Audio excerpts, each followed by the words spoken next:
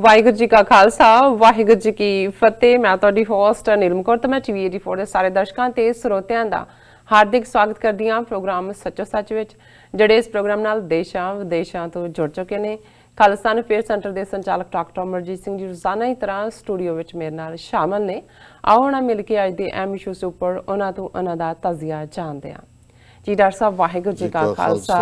वाहिगुरू जी की फतेह। जी डॉक्टर साहब जी आया प्रोग्राम सचो सच विच बहुत शुक्रिया जी। डॉक्टर साहब अज 31 दसंबर 2019 18 पो नानकशाही संमत 551 का दिन है। तो डॉक्टर साहब प्रोग्राम शुरू करने तो पहला असीं अपने दर्शकों ते ਸਰੋਤਿਆਂ ਨੂੰ हमेशा तरह दसी व्यूअर्स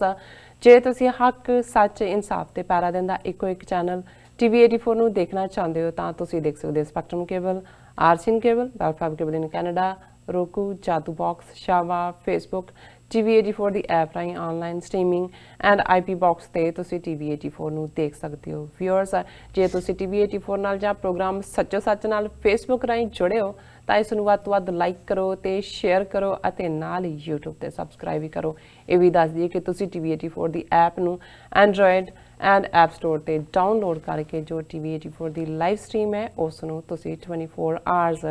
ਦੇਖ ਸਕਦੇ ਹੋ। ਵਿਊਅਰਸ ਹੁਣ ਅਸੀਂ ਆਪਣੇ ਪ੍ਰੋਗਰਾਮ ਦੀ ਸ਼ੁਰੂਆਤ ਕਰਨ ਜਾ ਰਹੇ ਹਾਂ। ਪ੍ਰੋਗਰਾਮ ਦੇ ਸ਼ੁਰੂ ਵਿੱਚ ਜਿਸ ਤਰ੍ਹਾਂ ਕਿ ਪੁਰਾਣਾ ਵਰਾ 2019 ਨੂੰ ਆਪਾਂ ਅਲਵਿਦਾ ਕਹਿੰਦੇ ਹਾਂ ਔਰ ਨਵੇਂ ਵਰਾ 2020 ਨੂੰ ਜੀ ਆਇਆਂ ਕਹਿੰਦੇ ਹਾਂ। ਭਰਪੂਰ ਸਵਾਗਤ ਕਰਦੇ ਹਾਂ ਅਸੀਂ ਸਭ ਜੋ ਸਾਡੇ ਵਿਊਅਰਸ ਨੇ TV 84 ਨਾਲ ਜੁੜੇ ਨੇ ਦੇਸ਼ਾਂ ਵਿਦੇਸ਼ਾਂ ਤੋਂ। ਅਸੀਂ ਉਹਨਾਂ ਨੂੰ ਨਵੇਂ ਵਰੇ ਦੀਆਂ ਲੱਖ ਲੱਖ ਮੁਬਾਰਕਾਂ ਦਿੰਦੇ ਹਾਂ ਔਰ ਆਸ ਕਰਦੇ ਹਾਂ ਵਾਹਿਗੁਰੂ ਅੱਗੇ ਅਰਦਾਸ ਕਰਦੇ ਹਾਂ, ਅੱਲਾ ਅੱਗੇ ਅਰਦਾਸ ਕਰਦੇ ਹਾਂ ਕਿ ਇਹ ਜੋ ਨਵਾਂ ਵਰਾ ਹੈ ਤੁਹਾਡੇ ਸਾਰਿਆਂ ਲਈ ਖੁਸ਼ੀਆਂ ਖੇੜੇ ਤਰੱਕੀਆਂ ਲੈ ਕੇ ਆਵੇ। ਜੋ ਬੇਕਰੀਆਂ ਕੌਮਾਂ ਨੇ ਉਹਨਾਂ ਨੂੰ ਉਹਨਾਂ ਦਾ ਆਪਣਾ ਕੌਮੀ ਘਰ ਬਖਸ਼ੇ। ਸੋ ਇਸੇ ਹੀ ਵਿਸ਼ੇ ਨੂੰ ਆਧਾਰ ਬਣਾ ਕੇ ਅਸੀਂ ਆਪਣੇ ਪ੍ਰੋਗਰਾਮ ਦੀ ਸ਼ੁਰੂਆਤ ਕਰਨ ਜਾ ਰਹੇ ਹਾਂ। ਡਾਕਟਰ ਸਾਹਿਬ ਕੋਲੋਂ ਉਹਨਾਂ ਕੋਲੋਂ ਪੁੱਛਦੇ ਹਾਂ ਨਵੇਂ ਵਰੇ ਬਾਰੇ ਕੀ ਪ੍ਰਾਪਤੀਆਂ ਹੋਈਆਂ ਨੇ, ਕੌਮ ਨੇ ਕੀਤੀਆਂ ਨੇ ਔਰ ਕੀ ਲੌਸਿਸ ਹੋਏ ਨੇ ਔਰ ਕੀ ਪ੍ਰਾਪਤੀਆਂ ਕਰਨ ਜਾ ਰਹੀ ਹੈ ਸਾਡੀ ਕੌਮ। ਸੋ ਇਸ ਉੱਪਰ ਆਪਾਂ ਡਾਕਟਰ ਸਾਹਿਬ ਕੋਲ ਉਹਨਾਂ ਦੇ ਵਿਚਾਰ ਸੁਣਦੇ ਹਾਂ। ਸੋ ਅਸੀਂ ਚਾਹਾਂਗੇ ਕਿ ਤੁਸੀਂ ਸਾਡੇ ਨਾਲ ਇਸੇ ਤਰ੍ਹਾਂ ਹੀ ਜੁੜੇ ਰਹਿਣਾ। ਦੇਖਣ ਸੁਣਨ ਲਈ ਤੁਹਾਡਾ ਸਭ ਦਾ ਬਹੁਤ ਬਹੁਤ ਸ਼ੁਕਰੀਆ ਜੀ। ਡਾਕਟਰ ਸਾਹਿਬ ਪਹਿਲਾਂ ਤੇ ਤੁਹਾਨੂੰ ਨਵੇਂ ਵਰੇ ਦੀਆਂ ਬਹੁਤ ਬਹੁਤ ਮੁਬਾਰਕਾਂ ਔਰ ਕੀ ਕਹਿਣਾ ਚਾਹੋਗੇ? बहुत बहुत शुक्रिया जी। और शुरुआत करिए इस हकीकत नाल कि अल्टीमेटली वक्त समा टाइम ਜਿਹੜਾ ਸਾਡਾ ਬਣਾਇਆ ਹੋਇਆ ਰੱਬ ਦੀ ਦੁਨੀਆ ਦੇ ਅੰਦਰ, ਰੱਬ ਦੀ ਕਾਇਨਾਤ ਦੇ ਅੰਦਰ ਕਿਤੇ ਵੀ ਆ ਕੇ ਕੋਈ ਡੱਕਾ ਨਹੀਂ ਲੱਗਦਾ, ਕੋਈ ਵੰਡਿਆ ਨਹੀਂ ਜਾਂਦਾ ਕੁਛ। ਉਹ ਇੱਕ ਸਤਤ ਹੈ, ਮੁਸਲਸਲ ਹੈ, ਨਿਰੰਤਰ ਹੈ, ਕੰਟੀਨਿਊਸ ਹੈ, ਜਿਹੜਾ ਕਿ ਚੱਲ ਰਿਹਾ ਹੈ, ਜਿਸ ਨੂੰ ਗੁਰੂ ਸਾਹਿਬ ਨੇ ਫਰਮਾਇਆ ਵਿਸਵੇ ਚਸਿਆ ਘੜੀਆਂ ਪਹਿਰਾਂ ਥਿੱਤੀ ਵਾਰੀ ਮਾਓ ਹੋਆ ਸੂਰਜ ਏਕੋ ਰੁੱਤ ਅਨੇਕ ਨਾਨਕ ਕਰਤੇ ਕੇ ਕੇਤੇ ਵੇਸ। ਕਿ ਜਿਸ ਤਰ੍ਹਾਂ ਅਸੀਂ ਆਪਣੇ ਪਹਿਰਾਵੇ ਬਦਲਦੇ ਹਾਂ ਇਸੇ ਤਰ੍ਹਾਂ ਅਕਾਲ ਪੁਰਖ ਦੀ ਇਸ ਦੁਨੀਆ ਦੇ ਵਿੱਚ ਜਿਸ ਨੂੰ ਅਸੀਂ ਡਿਵਾਈਡ ਕੀਤਾ ਹੈ ਘੰਟੇ ਮਿੰਟ ਸੈਕਿੰਡ ਦੀ ਦੁਨੀਆ ਤਾਂ ਹੁਣ ਆਈ। ਪੁਰਾਣੇ ਵਕਤਾਂ ਦੇ ਵਿੱਚ ਇਹ ਮੇਜਰਮੈਂਟ ਸਨ ਜਿਹਦੇ 'ਚ ਵਿਸਵਾ ਸੀ, ਚੱਸਾ ਸੀ, ਘੜੀ ਸੀ 24 ਮਿੰਟ ਦੀ, ਫਿਰ ਪਹਿਰ ਸੀ ਜਦੋਂ ਸਾਰੇ 24 ਘੰਟੇ ਨੂੰ ਡਿਵਾਈਡ ਕੀਤਾ ਜਾਂਦਾ ਸੀ ਤੇ 8 ਪਹਿਰ ਕਹਿੰਦੇ ਸੀ ਔਰ ਲਗਭਗ 3 ਘੰਟੇ ਦਾ ਇੱਕ ਪਹਿਰ ਹੁੰਦਾ ਸੀ ਔਰ ਇਸ ਤਰ੍ਹਾਂ ਦਿਨ ਤੇ ਰਾਤ ਬਣਦੇ ਸੀ। ਸੋ ਗੁਰੂ ਸਾਹਿਬ ਨੇ ਫਰਮਾਇਆ ਕਿ ਇਹ ਸਾਰਾ ਜਿਹੜਾ ਹੈ ਇਹ ਤਾਂ ਇਵੇਂ ਹੀ ਹੈ, ਸੂਰਜ ਤਾਂ ਇੱਕੋ ਹੀ ਹੈ ਜਿਹੜਾ ਸਾਡੀ ਧਰਤੀ ਨੂੰ ਰੋਸ਼ਨਾ ਰਿਹਾ। ਬਹੁਤ ਸਾਰੀਆਂ ਦੁਨੀਆ ਦੇ ਆਪਣੇ ਸੂਰਜ ਨੇ। ਹੁਣ ਤਾਂ ਇਹ ਹੈ ਕਿ ਗੈਲੈਕਸੀਜ਼ ਹਰ ਨਵੇਂ ਵਰੇ ਕੁਛ ਹੋਰ ਮਿਲ ਪੈਂਦਾ ਔਰ ਉਹ ਫਿਰ ਗੱਲ ਉੱਥੇ ਕੀ ਆਉਂਦੀ ਹੈ ਜਿਵੇਂ ਗੁਰਬਾਣੀ 'ਚ ਅਸੀਂ ਯਾਦ ਕਰਦੇ ਹਾਂ ਲੱਖ ਆਕਾਸ਼ਾਂ ਆਕਾਸ਼ ਲੱਖ ਪਾਤਾਲਾਂ ਪਾਤਾਲ ਓੜਕ ਓੜਕ ਭਾਲ ਥਕੇ ਵੇਦ ਕਹਿਣ ਇੱਕ ਬਾਤ। ਕਿ ਇਹ ਲੱਖਾਂ ਨੇ ਔਰ ਅਲਾਮਾ ਇਕਬਾਲ ਨੇ ਇਹ ਕਿਹਾ ਸੀ कि सितारों से आगे जहाँ और भी हैं अभी इश्क के इम्तहान और भी हैं। और ये गल ਜਦੋਂ ਅਸੀਂ ਅੱਜ 2019 ਨੂੰ ਅਲਵਿਦਾ ਕਹਿ ਰਹੇ ਹਾਂ, 2020 ਨੂੰ ਵੈਲਕਮ ਕਹਿ ਰਹੇ ਹਾਂ, ਆਲਰੇਡੀ ਜਦੋਂ ਅਸੀਂ ਇਹ ਗੱਲਬਾਤ ਕਰ ਰਹੇ ਹਾਂ ਸੂਰਜ ਉਸ ਦੀਆਂ ਕਿਰਨਾਂ ਨੇ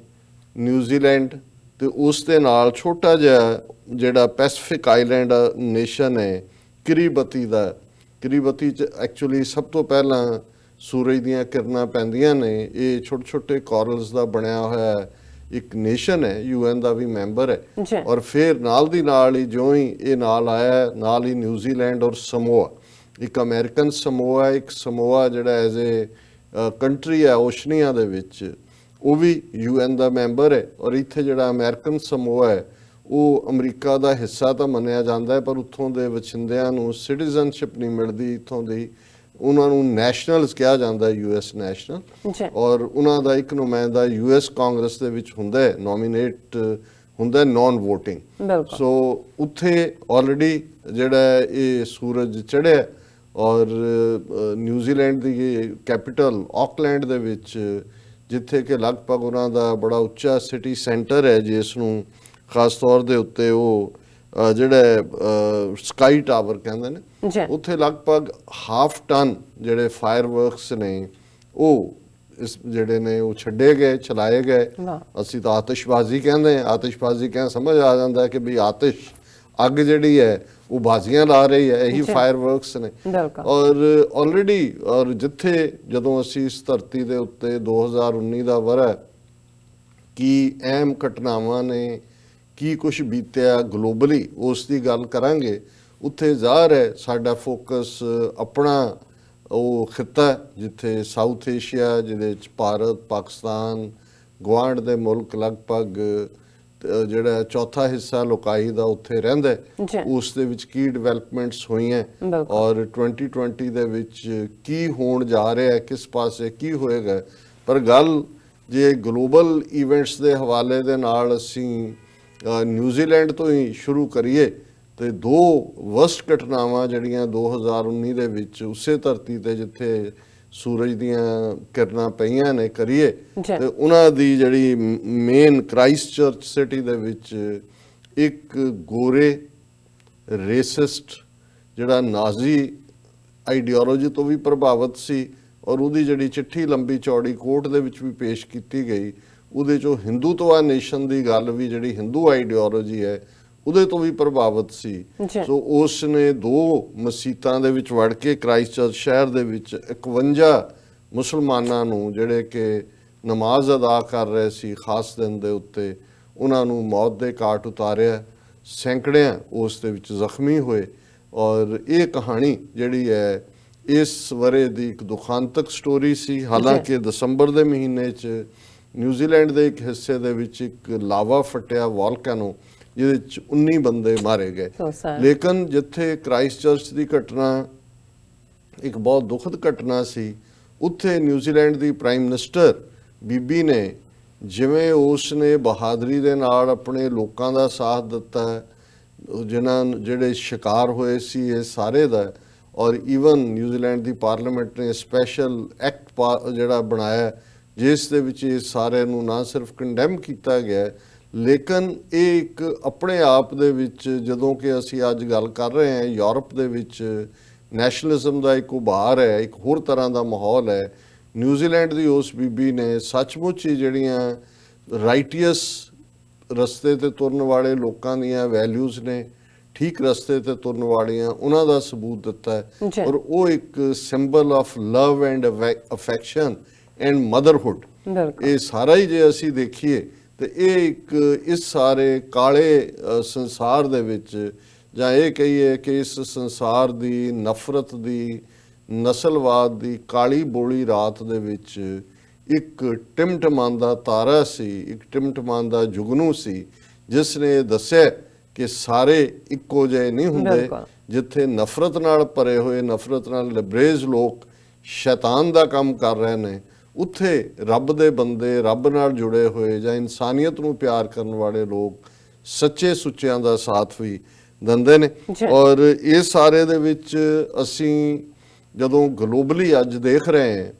ਹਾਂ, ਇੱਕ ਪਾਸੇ ਇਹਦੇ 'ਚ ਕੋਈ ਸ਼ੱਕ ਨਹੀਂ ਹੈ ਕਿ ਮੈਂ ਇਹ ਗੱਲ ਜ਼ਰੂਰ ਮੈਂਸ਼ਨ ਕਰਨੀ ਚਾਹਾਂਗਾ ਕਿ ਜਦੋਂ ਅਸੀਂ ਈਵਨ ਇਹਨਾਂ ਸਾਲਾਂ ਦੀ ਗੱਲ ਕਰ ਰਹੇ ਹਾਂ, ਅੱਜ ਜਦੋਂ 2020 ਦੀ ਸ਼ੁਰੂਆਤ ਹੋ ਰਹੀ ਹੈ, ਇਹ ਇੱਕ ਦਹਾਈ ਦਾ ਐਂਡ ਵੀ ਹੈ, ਇੱਕ ਡੈਕੇਡ ਦਾ ਐਂਡ ਵੀ ਹੈ, ਕਿਉਂਕਿ ਜਦੋਂ ਨਵਾਂ ਮਿਲੇਨੀਅਮ ਆਇਆ 2000 'ਚ, ਔਰ ਜ਼ਾਹਰ ਹੈ ਉਸ ਨੂੰ ਵੱਡੀਆਂ ਆਸਾਂ ਦੇ ਨਾਲ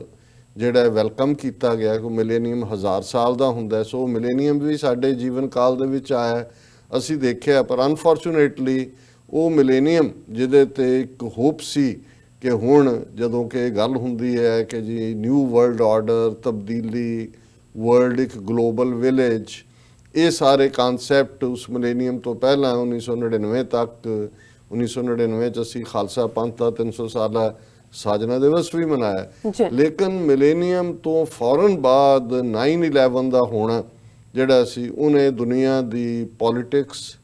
ਮਜ਼ਹਬ,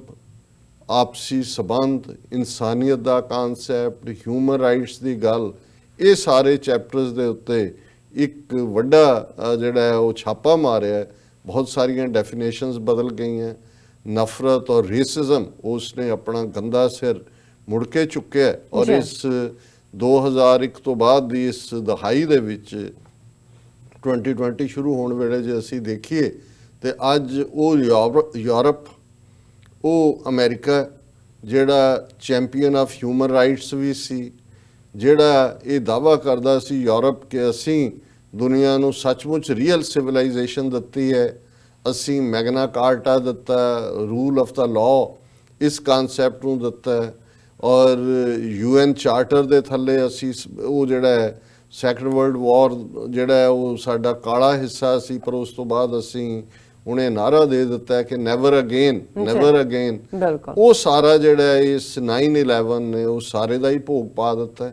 ਫਿਰ ਅਸੀਂ ਦੇਖਦੇ ਹਾਂ ਕਿ ਕਿਵੇਂ ਟਾਰਚਰ ਚੈਂਬਰ ਉਹ ਇਕਵਾਡੋਰ ਹੋਏ, ਜਿਹੜਾ ਇਹਨਾਂ ਦਾ ਗੁਆਟਾਨਾਮਾ ਬੇ ਹੋਏ, ਜਾਂ ਦੁਨੀਆ ਭਰ ਦੇ ਵਿੱਚ ਜਿੱਥੇ ਜਿੱਥੇ ਅਮਰੀਕਾ ਦਾ ਪ੍ਰਭਾਵ ਸੀ, ਕਿਵੇਂ ਟਾਰਚਰ ਦੀ ਲਾਈਨ ਬਰਾਬਰ ਚੱਲੀ, ਕਿਵੇਂ ਅਫਗਾਨਿਸਤਾਨ ਦੇ ਉੱਤੇ 9/11 ਤੋਂ ਬਾਅਦ ਧਾ ਕੇ UN ਸਿਕਿਉਰਿਟੀ ਕੌਂਸਲ ਦੇ ਰੈਜ਼ੋਲੂਸ਼ਨ ਦੇ ਥੱਲੇ ਅਮਰੀਕਾ ਨੇ ਧਾਵਾ ਬੋਲਿਆ, ਕਿੰਨੇ ਲੱਖ ਉੱਥੇ ਮਾਰੇ ਨੇ, ਉਹਨਾਂ ਦੀ ਗਿਣਤੀ ਕੌਣ ਕਰੇ। ਇਹਨਾਂ ਦੀ ਤਾਂ ਗਿਣਤੀ ਹੈ ਕਿ 3000 ਦੇ ਕਰੀਬ ਅਮਰੀਕਨ ਸੋਲਜਰ ਮਰੇ ਨੇ, 20,000 ਤੋਂ ਜ਼ਿਆਦਾ ਜ਼ਖਮੀ ਨੇ, ਇਸੇ ਤਰ੍ਹਾਂ 100, 200, 1000 ਹੋਰ ਹੋਏਗਾ ਬਾਕੀਆਂ ਦਾ। ਲੇਕਿਨ ਉਹ ਅਫਗਾਨਿਸਤਾਨ ਦਾ ਜਿਹੜਾ 9/11 ਤੋਂ ਬਾਅਦ ਔਰ ਹੁਣ ਅਸੀਂ ਜਦੋਂ 2020 ਦੀ ਗੱਲ ਕਰ ਰਹੇ, ਸੋ ਆਲਮੋਸਟ ਇਸ ਸਾਰੇ ਨੂੰ 19-20 ਸਾਲ ਬੀਤ ਚੁੱਕੇ ਨੇ।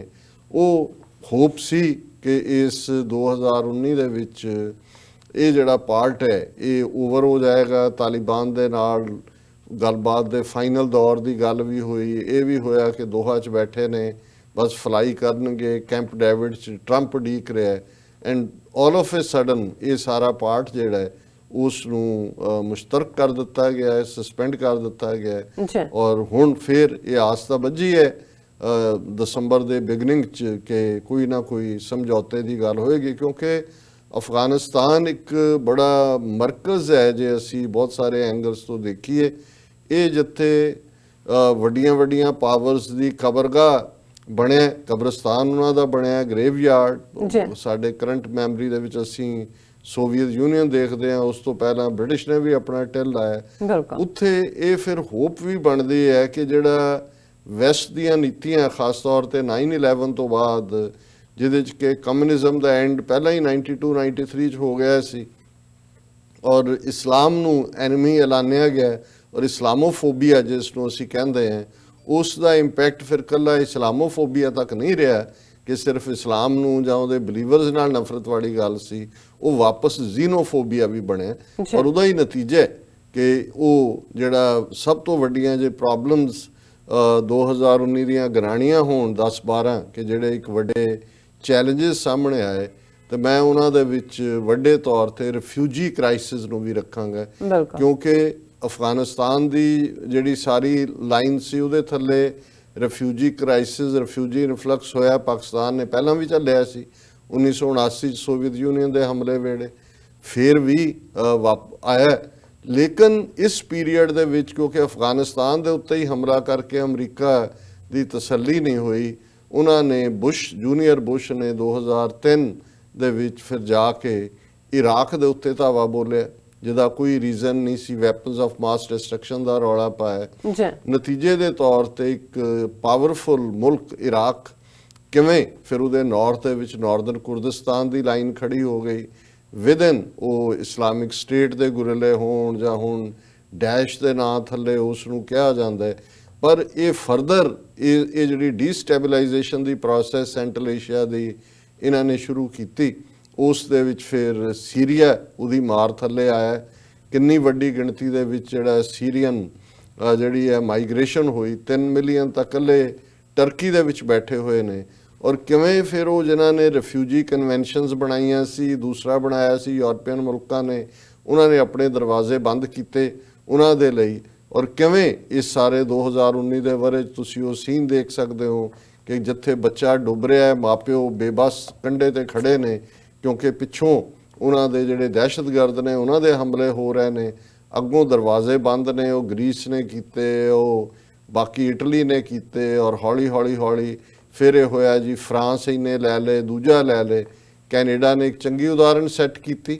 ਜਿੱਥੇ ਕਿ ਉਹਨੇ ਸ਼ਾਇਦ 50,000 ਦੇ ਕਰੀਬ ਸੈਂਟਰਲ ਏਸ਼ੀਆ ਦੇ ਔਰ ਸੀਰੀਅਨ ਖਾਸ ਤੌਰ ਤੇ ਰਿਫਿਊਜੀਜ਼ ਨੂੰ ਲਿਆ। ਜਸਟਿਨ ਟਰੂਡੋ ਖੁਦ ਲੈਣ ਗਏ, ਲੇਕਿਨ ਉਸ ਤੋਂ ਬਾਅਦ ਅਸੀਂ ਦੇਖਦੇ ਹਾਂ ਕਿ ਹਿਊਮਨ ਰਾਈਟਸ ਦੇ ਮੁੱਦੇ ਤੇ ਈਵਨ ਕਸ਼ਮੀਰ ਕ੍ਰਾਈਸਿਸ ਜਿਹੜਾ ਹੁਣ ਖੜਾ ਹੈ, ਜਿਹਦੇ 'ਚ ਕਿ 8 ਮਿਲੀਅਨ ਕਸ਼ਮੀਰੀ ਜਿਹੜੇ ਨੇ ਉਹ ਲਗਭਗ ਪਿਛਲੇ 5 ਮਹੀਨੇ ਤੋਂ ਲਾਕਡਾਊਨ 'ਚ ਨੇ। ਨਾ ਕੈਨੇਡਾ ਦੀ ਆਵਾਜ਼ ਉੱਠੀ, ਨਾ ਯੂਰਪ ਦੀ ਉੱਠੀ। ਉਹ ਅਸੀਂ ਦੂਸਰੇ ਟੌਪਿਕ ਦੇ ਵਿੱਚ ਖਾਲਿਸਤਾਨ ਦੀ ਸਟਰਗਲ ਔਰ ਬਹਾਦਰ ਕਸ਼ਮੀਰੀਆਂ ਦੀ ਗੱਲਬਾਤ ਕਰਾਂਗੇ।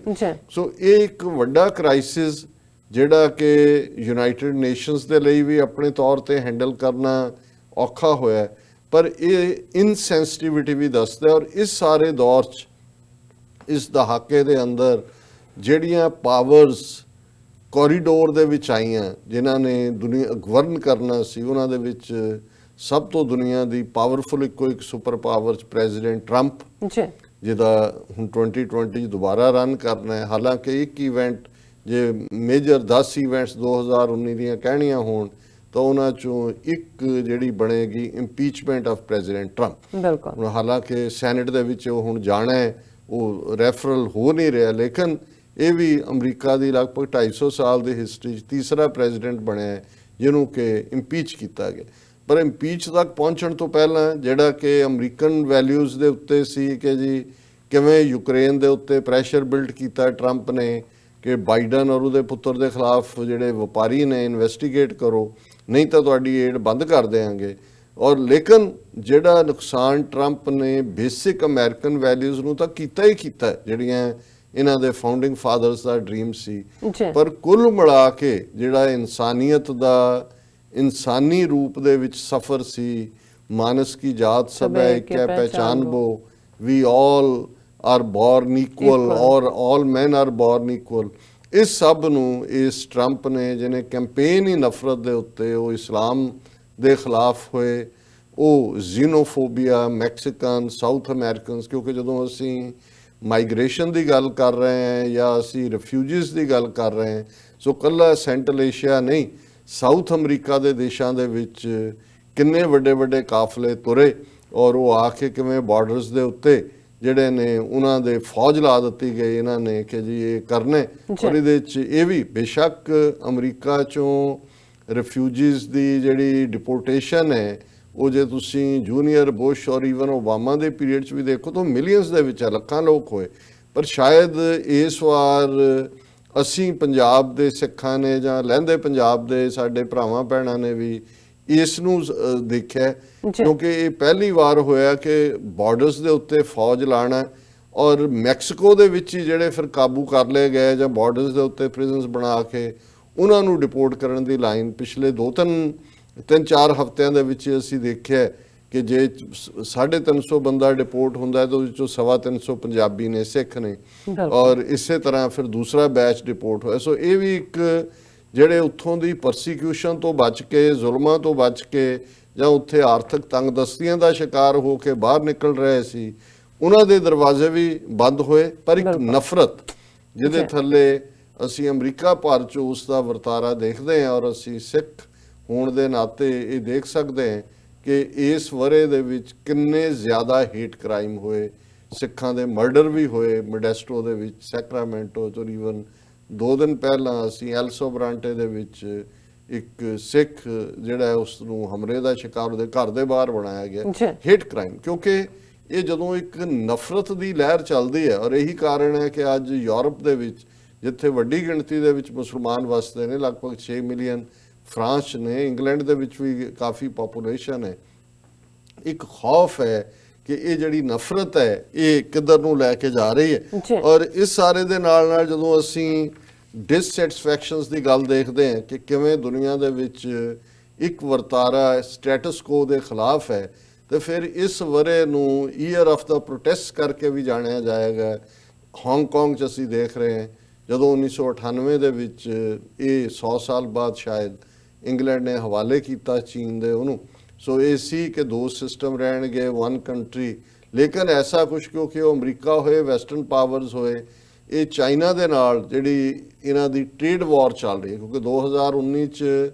ਕੱਲਾ ਇੱਕ ਜਿਹੜਾ ਹੈ ਉਹ ਵਾਰ ਫਰੰਟ ਦੇ ਉੱਤੇ ਹੀ ਹਾਲਾਂ ਹੋ ਪਏ ਸੀ ਕਿ ਟਰੰਪ ਦੇ ਇਹ ਸਭ ਦੇ ਬਾਵਜੂਦ ਕਿ ਉਹਨੇ ਨੈਗੇਟਿਵਿਟੀ ਦੇ ਉੱਤੇ ਕੈਂਪੇਨ ਰਨ ਕੀਤਾ, ਪਰ ਇਹ ਵੀ ਉਹਦੇ ਕੈਂਪੇਨ ਦਾ ਹਿੱਸਾ ਸੀ ਕਿ ਜੀ ਅਸੀਂ ਜਿਹੜਾ ਉਹ ਫੌਜ ਇਰਾਕ ਚੋਂ ਵੀ ਵਾਪਸ ਮੰਗਵਾਵਾਂਗੇ, ਅਫਗਾਨਿਸਤਾਨ ਚੋਂ ਵੀ ਮੰਗਵਾਵਾਂਗੇ, ਬੇਲੋੜਾ ਨਹੀਂ ਕਰਾਂਗੇ। ਪਰ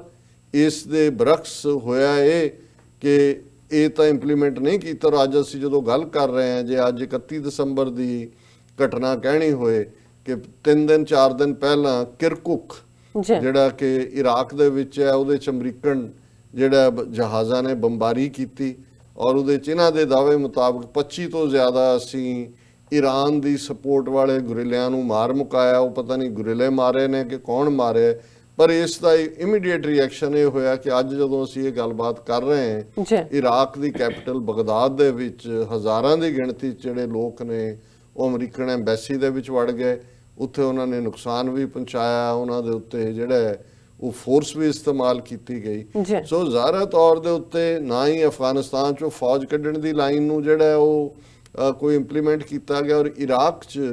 ਇਹਦੇ ਬਾਵਜੂਦ ਕਿ ਅਮਰੀਕਾ ਨੇ ਇਹ ਕਮਿਟ ਕੀਤਾ ਸੀ ਕਿ ਅਸੀਂ ਉੱਥੋਂ ਫੌਜ ਕੱਢਾਂਗੇ, ਇਹ ਸੀਰੀਆ ਨੂੰ ਡੀਸਟੈਬਲਾਈਜ਼ ਕਰਨ ਵੱਲ ਤੁਰੇ। ਔਰ ਇੱਕ ਨਵਾਂ ਕੰਬੀਨੇਸ਼ਨ ਗਲੋਬਲੀ ਜਿਹੜਾ ਜਿਹਦੇ 'ਚ ਰਸ਼ੀਆ, ਚਾਈਨਾ ਔਰ ਈਰਾਨ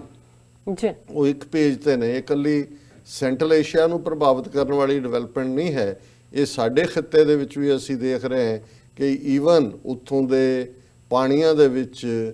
ਜਿਹੜਾ ਹੈ ਉਹ ਸਾਂਝੀਆਂ ਮਸ਼ਕਾਂ ਰੂਸ ਔਰ ਚੀਨ ਔਰ ਈਰਾਨ ਦੀਆਂ ਨੇ। ਸੋ ਇਹ ਜਿਹੜੀ ਡਿਵੈਲਪਮੈਂਟ ਇਰਾਕ ਦੇ ਵਿੱਚ ਜਿੱਥੇ ਲੱਗਦਾ ਸੀ ਕਿ ਜੀ ਸਟੇਬਲ ਹੋ ਗਿਆ, ਡੈਮੋਕ੍ਰੇਸੀ ਹੋ ਗਈ, ਫਲਾਣਾ ਹੋ ਗਿਆ, ਢਿਮਕਾ ਹੋ ਗਿਆ, ਔਰ ਸੀਰੀਆ ਨੂੰ ਡੀਸਟੈਬਲਾਈਜ਼ ਕਰਨ ਦੀ ਪ੍ਰੋਸੈਸ ਇਹਨਾਂ ਦੀ ਬਰਾਬਰ ਜਾਰੀ ਹੈ। ਔਰ ਇਸ ਪ੍ਰੋਸੈਸ ਦੇ ਵਿੱਚ ਅਮਰੀਕਾ ਨੇ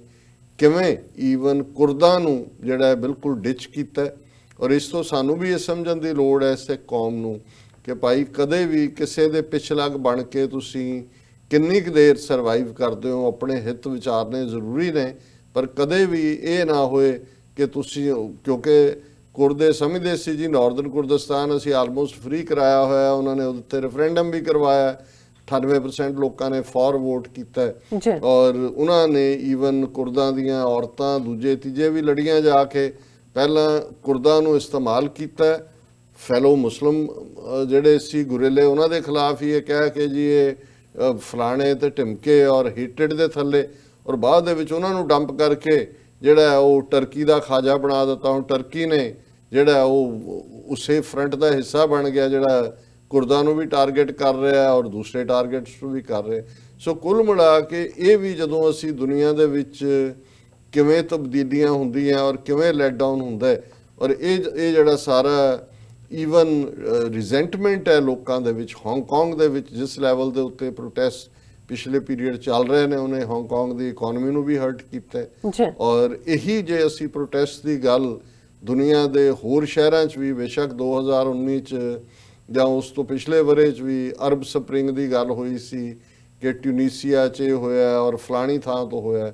ਇਸ ਵਾਰ ਵੀ ਦੁਨੀਆ 'ਚ ਵੱਡੇ ਵੱਡੇ ਪ੍ਰੋਟੈਸਟ ਜਿਹੜੇ ਨੇ ਉਹ ਐਨਵਾਇਰਨਮੈਂਟ ਦੇ ਇਸ਼ੂਜ਼ ਤੇ ਉੱਤੇ ਹੋਣ। ਔਰ ਭਾਰਤ ਦੇ ਵਿੱਚ ਅਸੀਂ ਇਹ ਗੱਲ ਕਰਾਂਗੇ ਹੋਰ ਜਿਹੜੀ ਹੈ ਡੀਟੇਲ ਦੇ ਵਿੱਚ ਕਿ ਕਿਵੇਂ ਜਿਹੜਾ ਇਹਨਾਂ ਨੇ all of A sudden citizenship amendment act ਦੇ ਥੱਲੇ ਕਿਵੇਂ ਲੋਕਾਂ ਨੂੰ ਬੇਘਰੇ ਕਰਨ ਦੀ ਲਾਈਨ, ਉਹਨਾਂ ਨੂੰ ਜਿਪਸੀ ਜਾਂ ਰੋਮਾ ਬਣਾ ਦੇਣ ਦੀ ਲਾਈਨ ਸ਼ੁਰੂ ਕੀਤੀ। ਉਸ ਤੇ ਭਾਰਤ ਦੇ ਵਿੱਚ ਇੱਕ ਸਿਰੇ ਤੋਂ ਦੂਸਰੇ ਸਿਰੇ ਤੱਕ ਪ੍ਰੋਟੈਸਟ ਹੋਏ ਬਹੁਤ ਵੱਡੇ ਪੈਮਾਨੇ ਤੇ। ਭਾਰਤ ਦੇ 200 ਮਿਲੀਅਨ ਮੁਸਲਮਾਨ ਜਿਹੜੇ ਕਸ਼ਮੀਰ 'ਚ ਆਰਟੀਕਲ 370 ਐਬਰੋਗੇਟ ਕਰਨ ਤੋਂ ਬਾਅਦ ਵੀ ਜਿਨ੍ਹਾਂ 'ਚ ਕੋਈ ਹਿਲਜੁਲ ਨਹੀਂ ਸੀ, ਲੱਗਦਾ ਸੀ ਕਿ ਵੀ ਉਹ ਚੁੱਪ ਕਰਵਾ ਦਿੱਤੇ ਗਏ ਨੇ, ਅੱਜ ਉਹ ਜਿਸ ਬਰਬਰੀਅਤ ਦਾ ਸ਼ਿਕਾਰ ਹੋ ਰਹੇ ਨੇ ਯੂਪੀ ਦੇ ਵਿੱਚ, ਜਿਵੇਂ ਆਦਿੱਤਿਆਨਾਥ ਯੋਗੀ ਗੁੰਡਾ ਰਾਜ ਜੀ ਜਿਹੜਾ ਲੋਕਾਂ ਦੇ ਘਰਾਂ 'ਚ ਵੜ ਕੇ ਮੁਸਲਮਾਨਾਂ ਦੇ ਉਹਨਾਂ ਦੀ ਮਾਰ ਕੁਟਾਈ ਔਰ ਗੋਲੀ ਚੱਲਣ ਨਾਲ 25 ਤੋਂ ਜ਼ਿਆਦਾ ਜਿਹੜੇ ਨੇ ਲੋਕ ਮੁਸਲਮਾਨ ਮਾਰੇ ਗਏ ਨੇ। ਔਰ ਉਹ ਸਾਰੇ ਪ੍ਰੋਟੈਸਟ ਦੇ ਵਿੱਚ ਸਿਵਲ ਸੁਸਾਇਟੀ ਦੇ ਲੋਕ ਵੀ ਸ਼ਾਮਲ ਨੇ, ਸਿੱਖਾਂ ਨੇ, ਜਿਵੇਂ ਅਸੀਂ ਅਕਸਰ ਜ਼ਿਕਰ ਕਰਦੇ ਹਾਂ ਕਸ਼ਮੀਰ ਦੇ ਮੁੱਦੇ ਤੇ ਵੀ ਆਵਾਜ਼ ਉਠਾਈ, ਅੱਜ ਵੀ ਉਹ ਸਾਰਾ ਪਾਰਟ ਨਾਲ ਹੈ। ਲੇਕਿਨ ਇਹ ਗੱਲ ਸਾਬਤ ਕਰਦੀ ਹੈ ਕਿ ਇਹ ਜਿਹੜੀ ਰਿਜ਼ੈਂਟਮੈਂਟ ਦੀ ਲਾਈਨ ਹੈ ਸਾਰੇ ਪਾਸੇ, ਔਰ ਇਹ ਕਿਤਿਓਂ ਨਾ ਕਿਤਿਓਂ ਜਿਹੜੀ ਆ ਉਹ ਸਾਹਮਣੇ ਆ ਰਹੀ ਹੈ। ਹਾਲਾਂਕਿ ਬੇਸ਼ੱਕ ਚਾਈਨਾ ਦੇ ਹਵਾਲੇ ਨਾਲ, ਕਿਉਂਕਿ ਚਾਈਨਾ ਪਾਕਿਸਤਾਨ ਜਾਂ ਚਾਈਨਾ ਨੂੰ ਅਸੀਂ ਭਵਿੱਖ ਦੇ ਵਿੱਚ ਇਕਨੋਮਿਕਲ ਕੋਰੀਡੋਰ ਦੇ ਐਂਗਲ ਤੋਂ, ਖਾਲਿਸਤਾਨ ਦੇ ਵਪਾਰਕ ਐਂਗਲ ਤੋਂ ਵੀ ਦੇਖਦੇ ਹਾਂ, ਪਰ ਇਹ 'ਚ ਕੋਈ ਸ਼ੱਕ ਨਹੀਂ ਹੈ ਕਿ ਵਿਦਿਨ ਚਾਈਨਾ ਵੀ ਜਿਹੜਾ ਉਹਨਾਂ ਦਾ ਸਿੰਗਕਿਆਂਗ ਪ੍ਰੋਵਿੰਸ ਹੈ ਉਸ ਦੇ ਵਿੱਚ ਕਿਵੇਂ ਵੱਡੇ ਵੱਡੇ ਡਿਟੈਂਸ਼ਨ ਸੈਂਟਰ, ਮੁਸਲਮਾਨਾਂ ਨੂੰ ਆਈਸੋਲੇਟ ਕਰਕੇ ਬ੍ਰੇਨ ਵਾਸ਼ਿੰਗ ਦੀ ਲਾਈਨ, ਇਹ ਸਾਰੀ ਚੱਲ ਰਹੀ ਹੈ। ਔਰ ਭਾਰਤ ਦੇ ਵਿੱਚ ਅਸੀਂ ਦੇਖਦੇ ਹਾਂ ਕਿ ਕਿਵੇਂ ਜਿਵੇਂ ਨਾਜ਼ੀਆਂ ਨੇ ਕੰਸੈਂਟਰੇਸ਼ਨ ਕੈਂਪ ਬਣਾਏ ਸੀ, ਉਹ ਡਿਟੈਂਸ਼ਨ ਸੈਂਟਰਾਂ ਦੇ ਨਾਂ ਥੱਲੇ ਕਿਵੇਂ ਅਸਾਮ ਦੇ ਵਿੱਚ ਆਲਰੇਡੀ ਵੱਡੇ ਵੱਡੇ ਡਿਟੈਂਸ਼ਨ ਸੈਂਟਰ 2 ਕਾਇਮ ਨੇ, ਹੁਣ ਭਾਰਤ ਭਰ ਦੇ ਵਿੱਚ ਉਹ ਡਿਟੈਂਸ਼ਨ ਸੈਂਟਰ ਦੀ ਲਾਈਨ ਹੈ। ਸੋ ਇਹ ਜਿਹੜੀ ਦੁਨੀਆ ਦੇ ਵਿੱਚ ਨਾਜ਼ੀ ਪ੍ਰਵਿਰਤੀ, ਨਾਜ਼ੀ ਥਿੰਕਿੰਗ, ਜਿਹਨੂੰ ਕਿ ਅੱਜ 1 ਬਿਲੀਅਨ 300 ਮਿਲੀਅਨ ਲੋਕਾਂ ਦੀ ਜਿਹੜੀ ਹਕੂਮਤ ਹੈ ਉਹ ਸਪੀਅਰ ਹੈਡ ਕਰ ਰਹੀ ਹੈ, ਮੋਦੀ ਅਮਿਤ ਸ਼ਾਹ ਦੀ ਕਾਤਲ ਜੋੜੀ, ਇਹ ਇੱਕ ਬੜਾ ਖਤਰਨਾਕ ਪਾਰਟ 2019 ਚ ਰਿਹਾ। ਔਰ 2020 ਦੇ ਜੇ ਹਵਾਲੇ ਨਾਲ ਦੇਖੀਏ ਤੇ ਮੈਨੂੰ ਨਹੀਂ ਲੱਗਦਾ ਕਿ ਇਹ ਜਿਹੜੀ ਇਸ ਵੇਲੇ ਅਲਟਰਾ ਨੈਸ਼ਨਲਿਜ਼ਮ ਦੀ ਲਾਈਨ ਹੈ ਉਹ ਅਮਰੀਕਾ 'ਚ ਹੋਏ, ਯੂਰਪ 'ਚ ਹੋਏ, ਇੱਕ ਅੱਧੀ ਥਾਂ ਨੂੰ ਛੱਡ ਕੇ ਫਰਾਂਸ ਦੇ ਵਿੱਚ ਵੀ ਉਹ ਬੜੀ ਜਿਹੜਾ ਵਾਕਿੰਗ ਦਾ ਟਾਈਟ ਰੋਪ ਵਾਕ ਹੈ, ਜਿਹੜਾ ਜਿੱਤਿਆ ਵੀ ਸੀ ਬੜੀਆਂ ਥੋੜੀਆਂ ਵੋਟਾਂ ਤੇ। ਲੇਕਿਨ ਅਸੀਂ ਜੇ ਗ੍ਰੀਸ ਦੇ ਵਿੱਚ ਦੇਖੀਏ, ਬਾਕੀ ਸਾਰੇ ਰੁਝਾਨ ਜਿਹੜੇ ਨੇ ਯੂਰਪ 'ਚ, ਇੰਗਲੈਂਡ ਦੇ ਵਿੱਚ ਵੀ ਜੇ ਅਸੀਂ ਦੇਖੀਏ ਕਿ ਵੀ ਇੱਕ ਪਾਸੇ ਯੂਰਪੀਅਨ ਯੂਨੀਅਨ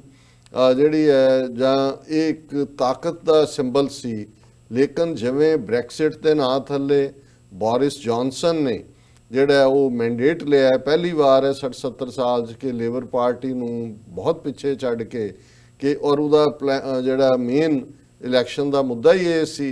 ਕਿ ਅਸੀਂ ਉਹਦੇ ਚੋਂ ਨਿਕਲਣਾ ਜਿਹੜਾ ਯੂਰਪੀਅਨ ਯੂਨੀਅਨ ਚੋਂ। ਸੋ ਹੁਣ ਉਹਦੇ ਥੱਲੇ ਅਸੀਂ ਦੇਖ ਰਹੇ ਹਾਂ ਕਿ ਅਗੇਨ ਇੱਕ ਸਾਂਝਾਂ ਦੀ ਗੱਲ ਸੀ, ਇੱਕ ਇੰਡੀਵਿਜੂਅਲਿਜ਼ਮ ਦੀ ਗੱਲ ਹੈ। ਇਹੀ ਹੇਟਰੇਡ ਜਿਹੜੀ ਹੈ ਉਹ ਕਿਤੇ ਨਾ ਕਿਤੇ ਇੱਥੇ ਫੈਲੋ, ਈਵਨ ਯੂਰਪ ਜਿਨ੍ਹਾਂ ਨੇ ਦੋਨੋਂ ਵਰਲਡ ਵਾਰਸ, ਕੋਈ ਏਸ਼ੀਆ ਨੇ ਤਾਂ ਨਹੀਂ ਸ਼ੁਰੂ ਕੀਤੇ, ਯੂਰਪ ਨੇ ਕੀਤੇ, ਪਰ ਯੂਰਪੀਅਨ ਯੂਨੀਅਨ ਇਸ ਗੱਲ ਦੀ ਹੋਪ ਵੀ ਬਣੀ ਸੀ ਕਿ ਭਾਈ ਇਹਦੇ ਨਾਲ ਹੁਣ ਜਿਹੜਾ ਫਿਊਚਰ ਦੇ ਵਿੱਚ ਟਕਰਾਅ ਨਹੀਂ ਹੋਏਗਾ। ਪਰ ਇਹ ਜਿਹੜਾ ਇੰਡੀਵਿਜੂਅਲਿਜ਼ਮ ਹੈ ਔਰ ਅਮਰੀਕਾ ਨੇ ਆਪਣੇ ਆਪ ਨੂੰ ਕਿਵੇਂ ਸੁਪਰ ਪਾਵਰ ਤੋਂ ਕਿਸ ਕਿਸਮ ਦੀ ਜਿਲਚ ਪਾਵਰ 'ਚ ਲਿਆ ਕੇ ਐਂਡ ਕੀਤਾ, ਕਿਉਂਕਿ ਟ੍ਰੇਡ ਵਾਰ ਬੇਸ਼ੱਕ 2019 ਦੇ ਵਿੱਚ ਬਾਕੀ ਜਦੋਂ ਅਸੀਂ ਕ੍ਰਾਈਸਿਸ ਦੀ ਗੱਲ ਕਰ ਰਹੇ ਹਾਂ, ਰਿਫਿਊਜੀ ਕ੍ਰਾਈਸਿਸ ਜਾਂ ਅਫਗਾਨਿਸਤਾਨ ਜਾਂ ਸੈਂਟਰਲ ਏਸ਼ੀਆ, ਔਰ ਇਹ ਸਾਰਾ ਵਰਸਟ ਪਾਰਟ ਦੇ ਵਿੱਚ ਰਿਹਾ। ਹਾਲਾਂ ਟਰੰਪ ਨੇ ਇਸ ਪੀਰੀਅਡ 'ਚ ਨਾਰਥ ਕੋਰੀਆ ਦੇ ਨਾਲ ਨਿਊਕਲੀਅਰ ਮੁੱਦੇ ਦੇ ਉੱਤੇ ਸਾਂਝ ਭਿਆਲੀ ਦੀ ਗੱਲ ਕਿ ਜੀ ਉਹ ਆਪਣਾ ਕੈਪ ਕਰ ਦੇਗਾ, ਕੀਤਾ ਡਰਾਮਾ ਵੀ ਕੀਤਾ ਗਿਆ ਵੀ ਉੱਥੇ, ਪਰ ਈਵਨ ਇਸ ਵਰੇ ਦੇ ਐਂਡ ਤੱਕ ਵੀ ਕੋਈ ਗੱਲ ਕੰਢੇ ਨਹੀਂ ਲੱਗੀ। ਲੇਕਿਨ ਇਸ ਦੇ ਨਾਲ ਜਿਹੜੀ ਟ੍ਰੇਡ ਵਾਰ ਹੈ, ਕਿਉਂਕਿ ਇਹ ਵੀ ਨਾਰਥ ਕੋਰੀਆ ਨਾਲ ਸੰਬੰਧਾਂ ਦੀ ਗੱਲ ਚਾਈਨਾ ਨੂੰ ਹੀ ਜਿਹੜਾ ਉਹ ਅੰਗੂਠਾ ਦਿਖਾਉਣ ਦੀ ਸੀ, ਕਿਉਂਕਿ ਉਹ ਚਾਈਨਾ ਦਾ ਬੈਕਯਾਰਡ ਹੈ। ਸੋ ਅਮਰੀਕਾ ਚਾਈਨਾ ਦੀ ਜਿਹੜੀ ਟ੍ਰੇਡ ਵਾਰ ਹੈ ਉਸ ਦਾ ਜਿਹੜਾ ਪ੍ਰਭਾਵ ਹੈ ਅਸੀਂ ਪੋਲੀਟੀਕਲ ਸਫੀਅਰ 'ਚ ਵੀ ਦੇਖ ਸਕਦੇ ਹਾਂ, ਕਿਉਂਕਿ ਉਸੇ ਕੌਨਟੈਕਸਟ 'ਚ ਅਮਰੀਕਾ ਨੇ ਭਾਰਤ ਨੂੰ ਬਹੁਤ ਬਿਲਟ ਕੀਤਾ ਇਹ ਸਾਰੇ ਪੀਰੀਅਡ। ਕਸ਼ਮੀਰ ਦਾ ਮੁੱਦਾ ਹੋਏ ਜਾਂ ਅੱਜ ਜੋ ਚੱਲ ਰਿਹਾ ਹੈ ਉਹ ਜਿਹੜਾ ਸਿਟੀਜ਼ਨਸ਼ਿਪ ਅਮੈਂਡਮੈਂਟ ਐਕਟ ਹੋਏ, ਨੈਸ਼ਨਲ ਰਜਿਸਟ੍ਰੇਸ਼ਨ ਆਫ ਸਿਟੀਜ਼ਨਸ ਹੋਏ ਜਾਂ ਨੈਸ਼ਨਲ ਰਜਿਸਟ੍ਰੇਸ਼ਨ ਆਫ ਪੋਪੂਲੇਸ਼ਨ ਹੋਏ, ਅਮਰੀਕਾ ਨੇ ਗਵਰਨਮੈਂਟ ਲੈਵਲ ਦੇ ਉੱਤੇ, ਯੂਐਸ ਦੂਜਿਆਂ ਦੀਆਂ ਰਿਪੋਰਟਾਂ ਨੇ ਲੇਕਿਨ ਆਪਣੀ ਜ਼ਬਾਨ ਬੰਦ ਰੱਖੀ ਹੋਈ ਹੈ, ਕਿਉਂਕਿ ਚਾਈਨਾ ਦੇ ਨਾਲ ਜਿਹੜਾ ਉਹ ਬੈਲੈਂਸਿੰਗ ਲਾਈਨ ਹੈ, ਜਿੱਥੇ ਇਕਨੋਮਿਕਲ ਕੋਰੀਡੋਰ ਦੀ ਗੱਲ ਹੈ ਉੱਥੇ ਅਮਰੀਕਾ ਦੇ ਆਪਣੇ ਬਿਜ਼ਨਸ ਇੰਟਰਸਟ। ਸੋ ਉਹ ਭਾਰਤ ਨੂੰ ਲਿਆ ਕੇ ਉਹਨਾਂ ਨੇ ਆਸਟ੍ਰੇਲੀਆ, ਫਿਲੀਪੀਨਸ, ਵੀਅਤਨਾਮ, ਜਾਪਾਨ, ਇਹ ਜਿਹੜਾ ਸਾਊਥ ਚਾਈਨਾ ਸੀ ਦੇ ਵਿੱਚ ਚਾਈਨਾ ਨੂੰ ਘੇਰਨ ਦੀ ਲਾਈਨ ਹੈ, ਇਸ ਸਾਰੇ ਨੇ ਫਿਰ ਰਸ਼ੀਆ, ਚਾਈਨਾ, ਈਰਾਨ ਨੈਕਸਸ ਵੀ ਬਣਾ ਦਿੱਤਾ ਹੈ। ਔਰ ਮੈਨੂੰ ਇਹ ਨਜ਼ਰ ਆ ਰਿਹਾ ਕਿ ਇਹ ਜਿਹੜਾ 2020 ਹੈ ਇਹ ਸਾਡੇ ਖਿੱਤੇ ਦੇ ਵਿੱਚ ਜਿਹੜੀਆਂ ਨੇ ਨੈਗੇਟਿਵਿਟੀਜ਼ ਵੀ ਹੋਣਗੀਆਂ। ਉਸ ਚੋਂ ਅਸੀਂ ਹੋਪ ਕਰਦੇ ਹਾਂ ਕਿ ਇਹ ਜਿਹੜਾ ਆਰਟੀਫਿਸ਼ੀਅਲ ਨੇਸ਼ਨ ਇੰਡੀਆ ਹੈ ਇਹ ਵੀ ਟੁਕੜੇ ਹੋਏ ਜਿਵੇਂ ਸੋਵੀਅਤ ਯੂਨੀਅਨ ਜਾਂ ਯੂਗੋਸਲਾਵੀਆ ਹੋਏ। ਪਰ ਅਸੀਂ ਜਦੋਂ ਆਮ ਇੱਕ ਡਿਜ਼ਾਸਟਰ ਦੀ ਗੱਲ ਕਰਦੇ ਹਾਂ ਕਿ ਜਿਸ ਡਾਇਰੈਕਸ਼ਨ ਦੇ ਵਿੱਚ, ਕਿਉਂਕਿ ਇਹੀ ਪਰਸ਼ੀਅਨ ਗਲਫ ਜਿਹੜਾ ਹੈ ਇਸ ਵੇਲੇ ਜਾਂ ਅਰੇਬੀਅਨ ਸੀ ਔਰ ਜਿਸ ਤਰੀਕੇ ਨਾਲ ਈਵਨ ਵਿਦਨ ਇਸਲਾਮਿਕ ਕੰਟਰੀਜ਼ ਦੇ ਵੀ ਇੱਕ ਪੋਲਰਾਈਜੇਸ਼ਨ ਔਰ ਇੱਕ ਤਬਕਾ ਕਿਵੇਂ ਇਹਨਾਂ ਦੀ ਜਿਹੜੀ ਹੈ ਉਹ ਉਹਦੇ ਤੇ ਚੜਿਆ ਹੋਇਆ ਜਹਾਜ਼ ਤੇ। ਸੋ ਇਹ ਵੱਡੀਆਂ ਡਿਵੈਲਪਮੈਂਟਸ ਦੇ ਵਿੱਚ ਅਸੀਂ ਦੇਖਦੇ ਹਾਂ ਕਿ ਭਾਰਤ ਦੇ ਵਿੱਚ ਜਿਹੜਾ ਰਾਈਜ਼ ਆਫ ਹਿੰਦੂ ਨੈਸ਼ਨਲਿਜ਼ਮ ਹੈ ਇਹ ਇੱਕ ਬੜਾ ਖਤਰਨਾਕ ਫਿਨੋਮੀਨਾ ਹੈ, ਜਿਸ ਦੇ ਥੱਲੇ ਹਿੰਦੁਸਤਾਨ ਉਵੇਂ ਹੀ ਜਿਵੇਂ one nation, one race, one leader, one people Germany ਦਾ ਕਨਸੈਪਟ ਸੀ। ਔਰ এনवायरमेंट ਦੇ ਹਵਾਲੇ ਨਾਲ, ਕਿਉਂਕਿ ਇਹ ਅਸੀਂ ਜੇ ਸਾਰੀਆਂ ਪੋਲੀਟੀਕਲ ਗੱਲਾਂ ਕਰ ਰਹੇ ਹਾਂ, ਜੇ এনवायरमेंट ਦੀ ਗੱਲ ਨਾ ਕਰੀਏ, ਕਿਉਂਕਿ ਜੇ ਅਸੀਂ ਦੇਖ ਰਹੇ ਹਾਂ ਅੱਜ ਪੰਜਾਬ ਹੋਏ, ਦਿੱਲੀ ਹੋਏ, ਲੋਕ ਠੁਰ ਕਰ ਰਹੇ ਨੇ, ਸ਼ਿਮਲਾ ਤੇ ਡਲਹੌਜ਼ੀ ਨਾਲੋਂ ਜ਼ਿਆਦਾ ਠੰਡ। ਔਰ ਇੱਕ ਫਿਨੋਮੀਨਾ ਜਿਹੜਾ 2019 ਚ ਬੜਾ ਵਰਸਟ, ਜਿਹਨਾਂ ਨੂੰ ਐਮਾਜ਼ਨ ਫਾਇਰਸ ਕਰਕੇ, ਵਾਈਲਡ ਫਾਇਰਸ ਜਿਹੜੀਆਂ ਅੱਗਾਂ ਬੁਝੀਆਂ ਹੀ ਨਹੀਂ। ਈਵਨ ਕੈਲੀਫੋਰਨੀਆ 'ਚ ਕਿੰਨੇ ਇਲਾਕਿਆਂ 'ਚ ਜਿਹੜੇ ਪੋਸ਼ ਇਲਾਕੇ ਵੀ ਸੀ ਲੋਕਾਂ ਨੂੰ ਐਵੈਕੂਏਟ ਕੀਤਾ ਗਿਆ ਔਰ ਕਿੰਨੇ ਦਿਨ ਜਿਹੜੇ ਆ ਈਵਨ ਪਾਵਰ ਕੱਟ। ਅਮਰੀਕਾ ਜੇ ਸੋਚਣਾ ਕਿ ਵੀ ਇਲੈਕਟ੍ਰਿਸਿਟੀ ਕੱਟੀ ਜਾਏ ਔਰ ਬੰਦਹਾਲੀ ਦੇ ਵਿੱਚ ਸਾਊਥ ਅਮਰੀਕਾ ਹੋਏ, ਦੂਸਰਾ ਹੋਏ। ਸੋ এনवायरमेंटल ਐਂਗਲ ਨੂੰ ਜਿਹੜੀ ਨਵੀਂ ਜਨਰੇਸ਼ਨ ਹੈ ਉਹ ਬਹੁਤ ਐਕਟਿਵ ਨੇ, ਬਹੁਤ ਸਾਰੀਆਂ ਚੀਜ਼ਾਂ ਵੱਲ ਜਿਹੜਾ ਇਸ਼ਾਰਾ ਕਰਦੇ ਨੇ। ਪਰ ਇਹ ਜਿਹੜੀ ਪਾਵਰਸ ਦੇ ਵਿੱਚ ਲੋਕ ਆਏ ਉਹ ਟਰੰਪ ਤੋਂ ਲੈ ਕੇ ਈਵਨ ਯੂਰਪ 'ਚ ਨੇ, ਇਹ ਨਾ ਸਿਰਫ ਹਿਊਮਨ ਬੀਇੰਗਸ ਦੇ ਇਨਸੈਂਸਿਟਿਵ ਨੇ, ਇਹ এনवायरमेंट ਲਈ ਵੀ ਇਨਸੈਂਸਿਟਿਵ ਨੇ। ਇਹਨਾਂ ਦਾ ਜੇ ਕੋਈ ਕਹਿੰਦਾ ਜੀ ਗਲੇਸ਼ੀਅਰ ਪਿਘਲ ਰਹੇ ਨੇ, ਬੇਮੌਸਮੇ ਪਾਣੀ, ਇਹ ਕਹਿੰਦੇ ਨੇ ਗਲਤ ਰਿਸਰਚ ਹੈ। ਤੁਸੀਂ ਟਰੰਪ ਜਿਹਨੂੰ ਆਪ ਹੀ ਪੜ੍ਹਨ ਦਾ ਸ਼ੌਕ ਨਹੀਂ ਹੈ, ਉਹ ਲਿਖਦਾ ਵੀ ਕੁਝ ਨਹੀਂ, ਬੈਠਾ ਟਵੀਟ ਕਰਦਾ। ਸੋ ਇਹ ਵੀ ਇੱਕ ਇਸ ਵਰੇ ਦਾ ਜੇ ਇਹ ਡਿਜ਼ਾਸਟਰਸ ਪਾਰਟ ਨੂੰ ਦੇਖਣਾ ਹੋਏ ਤੇ ਜਿਹੜਾ ਇਹ ਵਾਈਲਡ ਫਾਇਰ ਸੀ ਜਾਂ ਐਮਾਜ਼ਨ ਜਿਹੜੀਆਂ ਨੇ ਬਰਨ ਸੀ ਸਾਰੇ ਫੋਰੈਸਟ ਦਾ, ਇਹ ਕਾਫੀ ਇੱਕ ਨੈਗੇਟਿਵਿਟੀ ਪਾਰਟ ਸੀ। ਔਰ ਇਹੀ ਪਰਸ਼ੀਅਨ ਗਲਫ ਦੀ ਗੱਲ ਅਸੀਂ ਕੀਤੀ ਹੈ। ਔਰ ਇਸ ਸਾਰੇ ਦੇ ਨਾਲ ਜਿਹੜਾ ਖਾਸ ਤੌਰ ਦੇ ਉੱਤੇ US ਚਾਈਨਾ ਦਾ ਵੀ ਮੈਂ ਗੱਲ ਕਰ ਲਈ ਔਰ ਨਾਰਥ ਕੋਰੀਆ ਔਰ US ਦਾ ਵੀ ਜਿਹੜੀਆਂ ਨਿਊਕਲੀਅਰ ਟਾਕਸ ਨੇ ਉਹ ਕਿਸੇ ਕੰਡੇ ਨਹੀਂ ਲੱਗੀਆਂ। ਸੋ ਗਲੋਬਲੀ ਮੋਸਟਲੀ ਇਹੀ ਟੌਪਿਕਸ ਮੈਂ ਜ਼ੀਰੋ ਡਾਊਨ ਕੀਤੇ ਸੀ। ਲੇਕਿਨ ਜਦੋਂ ਅਸੀਂ ਈਵਨ ਆਪਣੇ ਕੰਟੈਕਸਟ ਦੇ ਵਿੱਚ ਦੇਖਦੇ ਹਾਂ, ਭਾਰਤ ਦੇ ਕੰਟੈਕਸਟ ਦੇ ਵਿੱਚ, ਹਾਲਾਂਕਿ ਮੈਂ ਗਲੋਬਲ ਨੂੰ ਜ਼ਿਆਦਾ ਅਹਿਮੀਅਤ ਦਿੱਤੀ ਕਿਉਂਕਿ ਭਾਰਤ ਵਾਲੇ ਤਾਂ ਅਸੀਂ ਸਾਰੀ ਡਿਸਕਸ ਕਰਦੇ ਰਹੇ, ਪਰ ਉੱਥੇ ਜਿਹੜਾ ਰਾਈਜ਼ ਆਫ ਹਿੰਦੂ ਨੈਸ਼ਨਲਿਜ਼ਮ 2019 ਦੀਆਂ ਚੋਣਾਂ ਜਿਹਨੂੰ ਲਗਭਗ 6 ਮਹੀਨੇ ਹੋਏ ਨੇ, ਵਾਪਸ 300+ ਸੀਟਾਂ ਦੇ ਨਾਲ ਮੋਦੀ ਔਰ ਅਮਿਤ ਸ਼ਾਹ ਦੀ ਕਿਲਰ ਜੋੜੀ ਔਰ ਜ਼ਾਹਰ ਹੈ RSS ਵਾਪਸ ਪਾਵਰ ਦੇ ਵਿੱਚ ਆਈ। ਪਰ ਇਸ ਨੂੰ ਪ੍ਰੋਸੀਡ ਕਰਦੀਆਂ ਇਵੈਂਟਸ ਜਿਹੜੀਆਂ ਨੇ ਉਹਨਾਂ ਨੇ ਕਾਫੀ ਇਹਨਾਂ ਦੀ ਵਿਕਟਰੀ ਦੀ ਟੋਨ ਵੀ ਸੈੱਟ ਕੀਤੀ। ਔਰ ਭਾਰਤੀ ਮੀਡੀਆ, ਬਹੁਤ ਵਾਰ ਜਦੋਂ ਮੀਡੀਆ ਦੀ ਗੱਲ ਹੁੰਦੀ ਹੈ ਤੇ ਮੈਂ ਇਹ ਡੀਟੇਲ ਦੇਖ ਰਿਹਾ ਸੀ ਕਿ ਮੀਡੀਆ ਇੰਡਸਟਰੀ ਭਾਰਤ ਦੇ ਵਿੱਚ 1 ਲੱਖ ਕਰੋੜ ਰੁਪਏ ਦੀ ਹੈ, ਜਿਹੜੀ ਅਗਲੇ ਹੋਰ 10 ਸਾਲ 3 ਲੱਖ ਕਰੋੜ ਦੀ ਬਣਨੀ ਹੈ। ਭਾਰਤ ਦੇ ਵਿੱਚ ਇਸ ਵੇਲੇ 1,15,000 ਤੋਂ ਜ਼ਿਆਦਾ ਮੈਗਜ਼ੀਨਸ ਔਰ ਦੂਸਰੇ ਜਿਹੜੇ ਨੇ ਪਬਲਿਸ਼ ਹੁੰਦੇ ਨੇ ਔਰ 900 ਤੋਂ ਜ਼ਿਆਦਾ TV channel, 900 TV channels full time ਜਿਹੜਾ ਝੂਠ ਪਰੋਸ ਰਹੇ ਨੇ 24 ਆਵਰਸ। ਔਰ AFM ਰੇਡੀਓ ਵੀ ਜਿਹੜਾ 4 ਚ ਫੇਰੇ। ਔਰ ਇਹਦੇ 'ਚ ਜੋ ਅਸੀਂ ਉੱਥੇ ਰਾਈਜ਼ ਆਫ ਹਿੰਦੂ ਨੈਸ਼ਨਲਿਜ਼ਮ ਦੇਖ ਰਹੇ ਹਾਂ, ਜਿਵੇਂ ਨਾਜ਼ੀ ਜਰਮਨੀ ਦੇ ਵਿੱਚ ਉਹਨਾਂ ਦਾ ਪ੍ਰੋਪੇਗੈਂਡਾ ਮਿਨਿਸਟਰ ਗੋਇਬਲੀਅਨ ਲਾਈਜ਼ ਵਾਲਾ, ਉਹਨੇ ਇੱਕ ਵੱਡਾ ਰੋਲ ਅਦਾ ਕੀਤਾ ਸੀ ਲੋਕਾਂ ਦਾ ਬ੍ਰੇਨ ਵਾਸ਼ ਕਰਨ 'ਚ। ਇਵੇਂ ਹੀ ਭਾਰਤ ਦੇ ਵਿੱਚ ਜਿਹੜਾ ਸਾਰਾ ਮੀਡੀਆ ਹੈ ਉਹ 900 ਟੀਵੀ ਚੈਨਲ ਹੋਣ, ਉਹ 1,15,000 ਤੋਂ ਜ਼ਿਆਦਾ ਪਬਲੀਕੇਸ਼ਨਸ ਹੋਣ ਜਿਨ੍ਹਾਂ 'ਚ ਨਿਊਜ਼ਪੇਪਰਸ ਔਰ ਮੈਗਜ਼ੀਨਸ ਨੇ, ਉਹ ਮੋਦੀ ਦਾ ਜਾਂ RSS ਦਾ ਸਪੋਕਸਪਰਸਨ ਬਣ ਗਿਆ, ਉਹਨਾਂ ਦਾ ਸਪੋਕਸਮੈਨ ਹੈ। ਔਰ ਇੱਕ ਸਿਰੇ ਤੋਂ ਦੂਸਰੇ ਸਿਰੇ ਤੱਕ ਰੀਜਨਲ ਲੈਂਗੁਏਜਸ ਦੇ ਵਿੱਚ, ਹਿੰਦੀ ਦੇ ਵਿੱਚ, ਅੰਗਰੇਜ਼ੀ ਦੇ ਵਿੱਚ ਵੀ ਉੱਥੇ ਕੁਝ ਵੀ ਐਸਾ ਨਹੀਂ ਰਿਹਾ। ਤੇ ਜਿਹੜਾ ਥੋੜੀ ਬਹੁਤ ਹੋਪ ਸੋਸ਼ਲ ਮੀਡੀਆ ਦੀ ਆਈ ਸੀ, ਉਸ ਸੋਸ਼ਲ ਮੀਡੀਆ ਨੂੰ ਉਹਨਾਂ ਨੇ ਜਿਸ ਅੰਦਾਜ਼ ਦੇ ਵਿੱਚ ਆਪਣੀਆਂ IT ਟੀਮਾਂ ਬਿਠਾ ਕੇ ਜਿਵੇਂ ਫੇਕ ਨਿਊਜ਼ ਔਰ ਇਸ ਕਿਸਮ ਦਾ ਉਹ ਕ੍ਰੀਏਟ ਕਰਦੇ ਨੇ। ਸੋ ਇਹ ਮਸ਼ੀਨਰੀ ਔਰ ਮੀਡੀਆ ਬਿਲਕੁਲ ਮੋਦੀ ਦਾ ਜਿਹੜਾ ਹੈ ਉਹ ਸਬਸਰਵੀਐਂਟ ਗੋਦੀ ਮੀਡੀਆ ਬਣਿਆ। ਔਰ ਇਹਨੂੰ ਫਿਰ ਜਿਸ ਸਕਸੈਸ ਨਾਲ ਉਹਨਾਂ ਨੇ ਆਪਣਾ ਹਿੰਦੂਤਵਾ, ਆਪਣਾ ਝੂਠ ਪਰੋਸਣ ਦੇ ਲਈ ਇਸਤੇਮਾਲ ਕੀਤਾ, ਉਹਦਾ ਸਬੂਤ 2019 ਦੀ ਬਿਗਨਿੰਗ ਸਾਨੂੰ 14 ਫਰਵਰੀ ਨੂੰ ਮਿਲਿਆ, ਜਦੋਂ ਪੁਲਵਾਮਾ ਦੇ ਵਿੱਚ, ਔਰ ਹੁਣ ਸਾਹਮਣੇ ਆ ਰਿਹਾ ਕਿ ਵੀ ਉਹ ਕੋਈ ਸਿਕਿਉਰਿਟੀ ਲੈਪਸ ਹੀ ਨਹੀਂ ਸੀ, ਉਹ ਇੱਕ ਪਲੈਨਡ ਤਰੀਕੇ ਦੇ ਨਾਲ ਇਹਨਾਂ ਵੱਲੋਂ ਹੀ ਇੰਜੀਨੀਅਰ ਕੀਤਾ ਗਿਆ ਐਕਟ ਸੀ, ਜਿਹਦੇ 'ਚ 40 ਦੇ ਕਰੀਬ CRPF ਦੇ ਜਵਾਨ ਜਿਹੜੇ ਨੇ ਉਹ ਇੱਕ ਸੁਸਾਈਡ ਬੰਬਰ ਦਾ ਨਿਸ਼ਾਨਾ ਬਣੇ। ਔਰ ਫਿਰ ਪੁਲਵਾਮਾ ਦੀ ਆੜ 'ਚ 14 ਫਰਵਰੀ ਤੋਂ ਲੈ ਕੇ 28 ਫਰਵਰੀ ਤੱਕ ਜੀ ਜੋ ਕੁਝ ਹੋਇਆ, ਜਿਹਨੂੰ ਮੀਡੀਆ ਨੇ ਇੱਕ ਕੰਪਲੀਟ ਜਿਹੜਾ ਇੰਡੀਅਨ ਇੰਟੈਲੀਜੈਂਸ ਏਜੰਸੀਆਂ ਦਾ ਐਕਸ਼ਨ ਸੀ ਪੁਲਵਾਮਾ ਤੋਂ ਲੈ ਕੇ, ਔਰ ਫਿਰ ਉਹਨੂੰ ਸਰਜੀਕਲ ਸਟ੍ਰਾਈਕਸ ਦਾ ਨਾਂ ਦੇ ਕੇ 2 ਦਿਨ ਬਾਅਦ ਜੋ ਬਾਲਾਕੋਟ ਦੇ ਵਿੱਚ ਇੱਕ ਦਰਖਤ ਤੇ ਇੱਕ ਕਾਂ ਜਿਹੜਾ ਮਾਰ ਕੇ ਆਏ, ਉਹਨੂੰ ਬਹੁਤ ਵੱਡਾ ਜੋ ਉਹਨਾਂ ਦੇ ਅਸੀਂ ਦਹਿਸ਼ਤਗਰਦ ਕੈਂਪ ਡਿਸਟਰੋਏ ਕਰ ਦਿੱਤੇ। ਫਿਰ ਪਾਕਿਸਤਾਨ ਨੇ ਜਦੋਂ ਰਿਟੈਲੀਏਟ ਕੀਤਾ ਲਗਭਗ 2 ਹਫ਼ਤੇ ਬਾਅਦ, ਅਸੀਂ ਦੇਖਦੇ ਹਾਂ 27 ਫਰਵਰੀ ਨੂੰ ਉਹਨਾਂ ਨੇ ਨਾ ਸਿਰਫ ਭਾਰਤ ਦੇ 2 ਜਹਾਜ਼ ਸੁੱਟੇ, ਸਗੋਂ ਅਭਿਨੰਦਨ ਨਾਂ ਦਾ ਪਾਇਲਟ ਵੀ ਗ੍ਰਿਫਤਾਰ ਕੀਤਾ ਔਰ ਗ੍ਰੇਸਫੁਲੀ ਉਹਨੂੰ ਕੁਝ ਦਿਨਾਂ ਬਾਅਦ ਹਵਾਲੇ ਵੀ ਕਰ ਦਿੱਤਾ। ਲੇਕਿਨ ਇਸ ਸਾਰੇ ਨੂੰ ਵੀ ਉਹਨਾਂ ਨੇ, ਕਿਉਂਕਿ ਇੰਨੇ ਵੱਡੇ ਪੈਮਾਨੇ ਤੇ ਮੀਡੀਆ ਤੇ ਉਹਨਾਂ ਦਾ ਕੰਟਰੋਲ ਸੀ, ਉਹਨੂੰ ਉਹਨਾਂ ਨੇ ਐਜ਼ ਏ ਵਿਕਟਰੀ ਪ੍ਰੈਜ਼ੈਂਟ ਕੀਤਾ। ਨਤੀਜੇ ਦੇ ਤੌਰ ਤੇ ਫਿਰ ਇਹ ਜਿਹੜਾ ਇੱਕ ਆਰਟੀਫੀਸ਼ੀਅਲ ਨੈਸ਼ਨਲਿਜ਼ਮ ਦਾ ਇੱਕ ਫਲੇਵਰ, ਇੱਕ ਫਰਵਰ, ਇੱਕ ਮਾਹੌਲ ਸਿਰਜਿਆ, ਉਹ ਫਿਰ ਅਗਲੇ ਮਹੀਨਿਆਂ 'ਚ ਲਗਾਤਾਰ, ਕਿਉਂਕਿ ਇਲੈਕਸ਼ਨ ਪੀਰੀਅਡ ਚੱਲ ਰਿਹਾ ਸੀ ਔਰ ਉਹਦਾ ਇਲੈਕਸ਼ਨ ਦੇ ਵਿੱਚ ਫੁੱਲ ਇਸਤੇਮਾਲ ਹੋਇਆ। ਨਤੀਜੇ ਦੇ ਤੌਰ ਤੇ ਆਰਮੀ ਯੂਨੀਫਾਰਮਸ ਦੇ ਵਿੱਚ ਵੀ ਲੋਕਾਂ ਨੂੰ, ਮਰਿਆਂ ਨੂੰ ਵੀ ਦਿਖਾ ਕੇ ਸਕਰੀਨ ਤੇ, ਔਰ ਅੰਦਰ ਜਾ ਕੇ ਘੁਸ ਕੇ ਮਾਰੇਂਗੇ, ਇਸ ਕਿਸਮ ਦੀਆਂ ਸਟੇਟਮੈਂਟਾਂ ਦਾ ਨਤੀਜਾ ਸੀ ਕਿ 300+ ਸੀਟਾਂ ਦੇ ਨਾਲ ਜਿਹੜੀ BJP ਹੈ ਵਿਦ ਥੰਡਰਿੰਗ ਮੈਜੋਰਿਟੀ ਜਿਹੜੀ ਹੈ ਉਹ ਆਈ। ਔਰ ਉਸ ਤੋਂ ਬਾਅਦ ਉਹਨਾਂ ਨੇ ਫਿਰ ਕੀ ਕੀਤਾ ਇਹਨਾਂ 6 ਮਹੀਨਿਆਂ 'ਚ, ਉਹ ਅਸੀਂ ਕਸ਼ਮੀਰ ਦਾ ਪਹਿਲਾ ਪਾਰਟ, ਔਰ ਉਸ ਤੋਂ ਐਨ ਪਹਿਲਾਂ ਚੋਣਾਂ ਤੋਂ ਟ੍ਰਿਪਲ ਤਲਾਕ ਦਾ ਮੁੱਦਾ, ਜਿਸ ਨੂੰ ਉਹਨਾਂ ਨੇ ਦੁਬਾਰਾ ਉਭਾਰਿਆ ਸੀ। ਲੇਕਿਨ 5 ਅਗਸਤ ਨੂੰ ਫਿਰ ਆਰਟੀਕਲ 370 ਐਬਰੋਗੇਟ ਕਰਕੇ ਜਿਹੜੀ ਆਈਨੀ ਗੁੰਡਾਗਰਦੀ ਕੀਤੀ। ਔਰ ਉਸ ਤੋਂ ਬਾਅਦ ਅਸੀਂ ਦੇਖ ਰਹੇ ਹਾਂ ਕਿ ਸਿਟੀਜ਼ਨਸ਼ਿਪ ਅਮੈਂਡਮੈਂਟ ਐਕਟ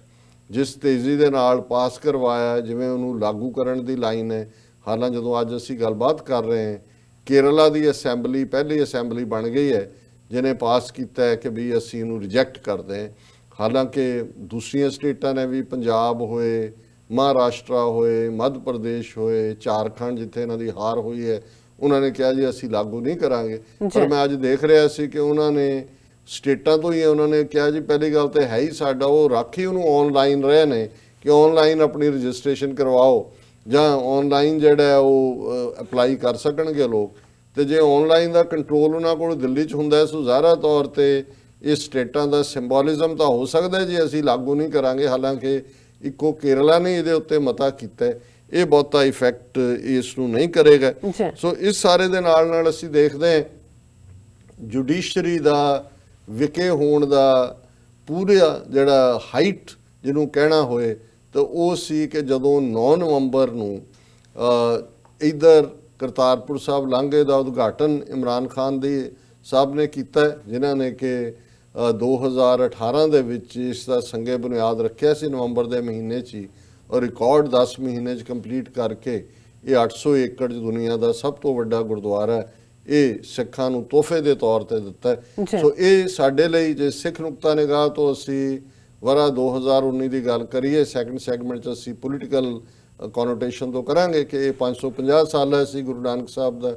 ਕਰਤਾਰਪੁਰ ਲਾਂਘਾ ਇੱਕ ਤੋਹਫੇ ਦੇ ਤੌਰ ਤੇ ਜਿਹਨੇ 2 ਕੌਮਾਂ ਦੇ ਰਿਸ਼ਤਿਆਂ ਨੂੰ ਨੇੜੇ ਲਿਆਂਦਾ। ਔਰ ਇਸ ਕਰਤਾਰਪੁਰ ਲਾਂਘੇ ਦੇ ਮੂਵ ਨੂੰ ਚਾਈਨਾ, ਅਮਰੀਕਾ, ਰਸ਼ੀਆ, ਦੁਨੀਆ ਦੇ ਸਾਰੇ, ਇੰਗਲੈਂਡ ਨੇ ਐਪਰੀਸ਼ੀਏਟ ਕੀਤਾ। ਔਰ ਅਸੀਂ ਸਮਝਦੇ ਹਾਂ ਕਿ ਇਹ ਬਹੁਤ ਵੱਡੀ ਪ੍ਰਾਪਤੀ ਹੈ। ਜੇ ਇਮਰਾਨ ਖਾਨ ਹਕੂਮਤ ਦੀ ਲਗਭਗ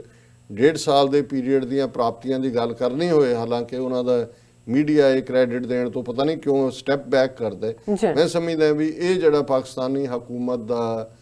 ਜੈਸਚਰ ਹੈ ਇਹ ਬਹੁਤ ਇਹਦੇ ਲੌਂਗ ਟਰਮ ਇਫੈਕਟ ਹੋਣਗੇ। ਔਰ 550 ਸਾਲਾਂ ਦੇ ਉੱਤੇ ਸਿੱਖ ਕੌਮ ਦੀ ਵੱਖਰੀ ਪਛਾਣ ਦੇ ਮੁੱਦੇ ਤੇ ਉਹ US ਕਾਂਗਰਸ ਹੋਏ, ਸੈਨੇਟ ਹੋਏ, ਉਹਨਾਂ ਦੇ ਰੈਜ਼ੋਲੂਸ਼ਨ, ਸਟੇਟ ਜਿਹੜੀਆਂ ਨੇ ਫੈਡਰਲ ਲੈਵਲ ਤੋਂ ਇਲਾਵਾ ਉਹ ਨਿਊ ਜਰਸੀ ਹੋਏ, ਕਨੈਟੀਕਟ ਹੋਏ, ਪੈਨਸਿਲਵੇਨੀਆ ਹੋਏ, ਇਹ ਸਾਰੇ ਦੇ ਵਿੱਚ, ਔਰ ਕੈਨੇਡਾ 'ਚ ਬਰਾਬਰ ਪ੍ਰਾਪਤੀ 2019 ਦੇ ਵਿੱਚ ਚੋਣਾਂ ਦੇ ਵਿੱਚ 17-18 ਮੈਂਬਰ ਪਾਰਲੀਮੈਂਟ ਸਿੱਖ ਬਣੇ, ਉਵੇਂ ਹੀ ਜਿਹੜੇ ਨੇ 3-4 ਵਜ਼ੀਰ ਇੰਗਲੈਂਡ ਦੇ ਵਿੱਚ ਦੋਨੋਂ ਹੀ ਮੈਂਬਰ ਪਾਰਲੀਮੈਂਟ ਜਿਹੜੇ ਪ੍ਰੀਵੀਅਸ ਵਰਿਆਂ ਦੇ ਵਿੱਚ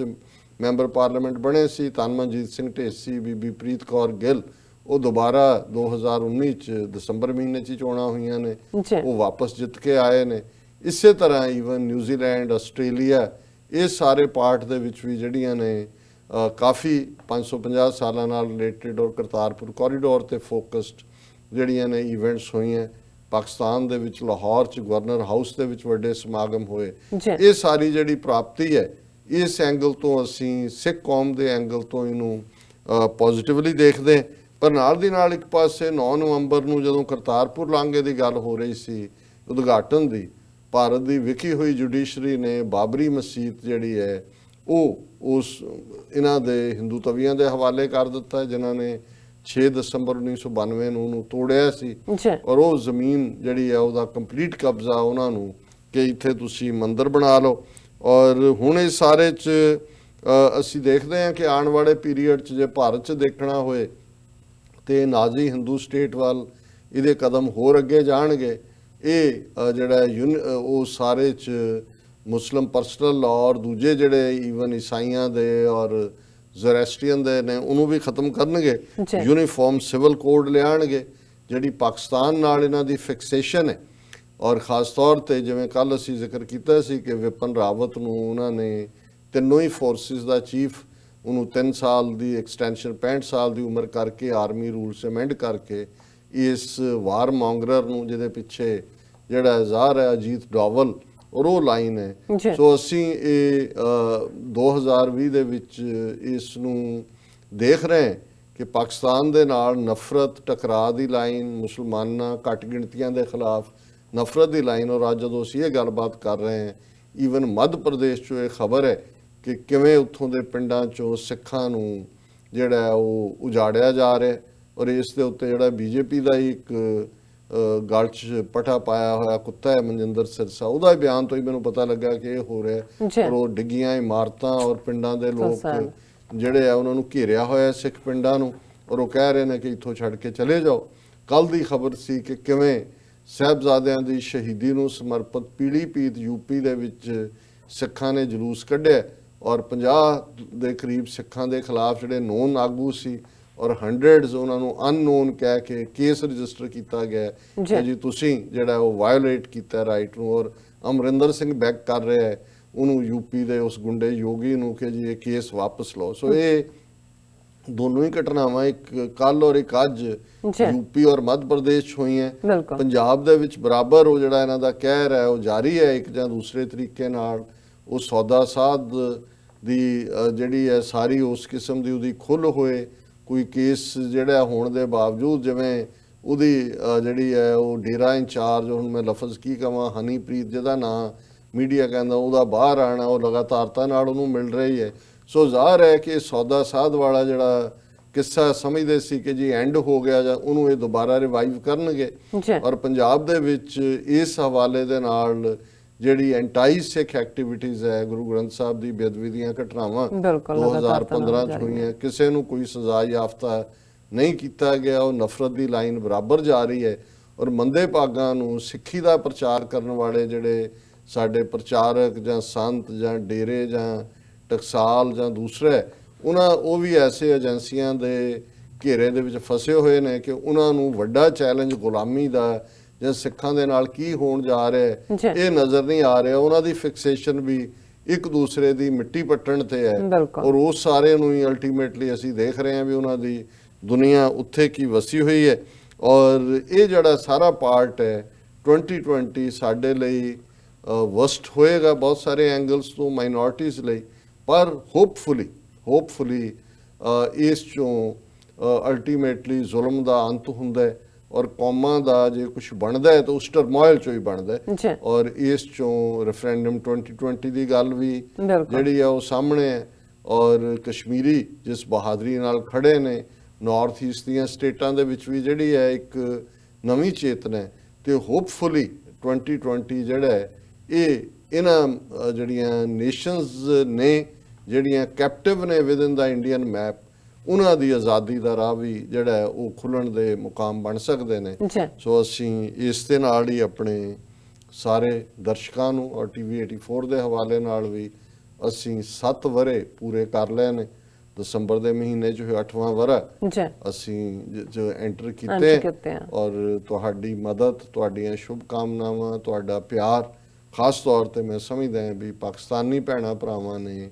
ਸਾਡਾ ਬਹੁਤ ਸਾਥ ਦਿੱਤਾ ਹੈ। ਹਰ ਐਂਗਲ ਤੋਂ ਸਾਡੇ ਨਾਲ ਵੀ ਪਿਆਰ ਵੀ ਕਰਦੇ ਨੇ ਜੀ ਔਰ ਤੁਹਾਡੇ ਮਿੱਠੇ ਪਿਆਰੇ ਲਫ਼ਜ਼ ਜਿਹੜੇ ਤੁਸੀਂ ਲਿਖਦੇ ਹੋ, ਜਿਹੜੇ ਤੁਸੀਂ ਕਹਿੰਦੇ ਹੋ, ਜਿਹੜੇ ਇਕੱਠਾਂ ਜਦੋਂ ਤੁਸੀਂ ਮਿਲਦੇ ਹੋ, ਇਹ ਸਾਡੇ ਲਈ ਜਿਹੜਾ ਹੈ ਇਹ ਆਕਸੀਜਨ ਦਾ ਕੰਮ ਕਰਦੇ ਨੇ। ਕਿਉਂਕਿ ਬਿਲਕੁਲ। ਜਿੱਥੇ ਚਾਰ ਚਫੇਰਾ ਇੱਕ ਝੂਠ ਦਾ ਔਰ ਇੱਕ ਨੈਗੇਟਿਵਿਟੀ ਦਾ ਹੋਏ, ਇੰਨੇ ਸਾਧਨ ਹਕੂਮਤਾਂ ਨੇ ਪ੍ਰੋਵਾਈਡ ਕੀਤੇ ਹੋਏ ਨੇ ਉਹਨਾਂ ਨੈਗੇਟਿਵ ਲੋਕਾਂ ਨੂੰ ਜਿਹਨਾਂ ਹਕੂਮਤਾਂ ਦੇ ਵਿੱਚ ਉੱਥੇ ਇਹਨਾਂ ਇੰਡੀਅਨ ਔਰ ਇੱਥੇ ਇਹਨਾਂ ਦੀਆਂ ਐਮਬੈਸੀਆਂ,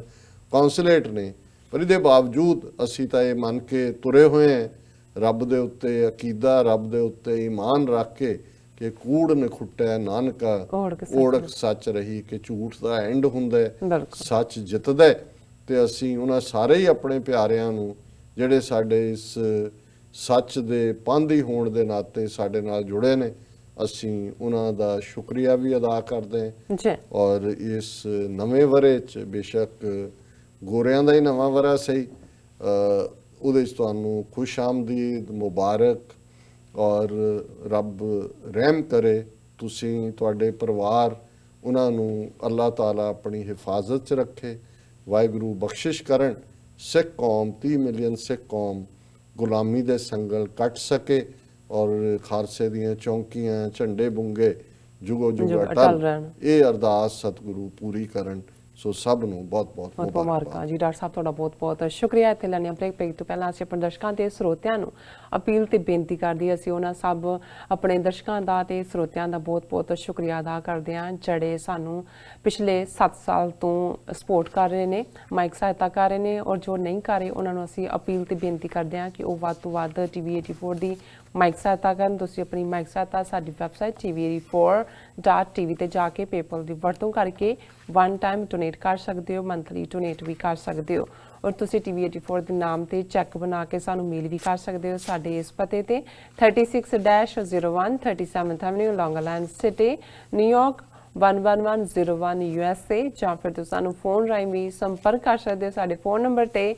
5164060694। Thank you so much viewers. ਵਿਚਾਰਾਂ ਦਾ ਸਿਲਸਿਲਾ ਇਸ ਤਰ੍ਹਾਂ ਚੱਲਦਾ ਰਹੇਗਾ। ਮਿਲਦੇ ਹਾਂ ਛੋਟੇ ਜਿਹੇ ਬ੍ਰੇਕ ਤੋਂ ਬਾਅਦ।